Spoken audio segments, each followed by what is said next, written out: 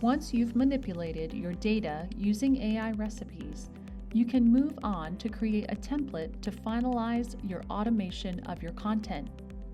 To create such templates, navigate to the Projects page.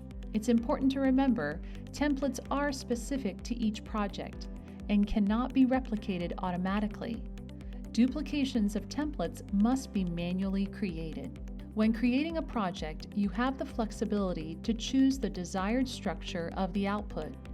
For instance, you may want to utilize the output of an AI recipe in a tweet, or you may wish to create a blog post that incorporates data from data sets as well as data generated using AI recipes. To proceed with the project, there are a few key steps to follow. First, you will need to assign a name and add a description to the project. It's important to remember, although the description field is optional, providing one can offer the AI additional context and thus outcomes may be more in line with your expectations. Additionally, you will be asked to select a language and region for the project. This choice determines the linguistic and regional parameters that will influence the project's execution. It ensures that the project aligns with the specific language nuances, optimizing its accuracy and relevance. Lastly, you will be prompted to choose an output template.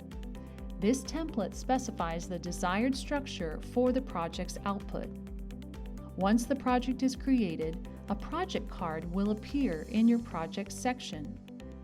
Each of these templates serves a specific purpose by offering a pre-selected set of content blocks. Content blocks are structured and ordered components that define the content layout based on the chosen template. Let's take a Twitter template as an example.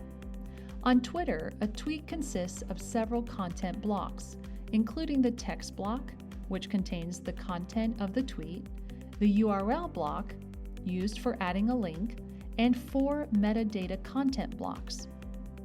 Adding new content blocks is as simple as clicking on the plus icon located next to the content block name.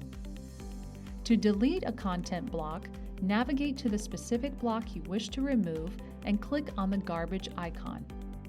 Please remember that each content block section must have at least one content block assigned to it.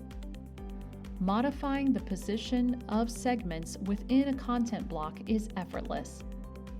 You can drag and drop the segments to the desired positions. To edit the segments within a content block, simply click on the content block itself. This will allow you to make the necessary modifications to the content.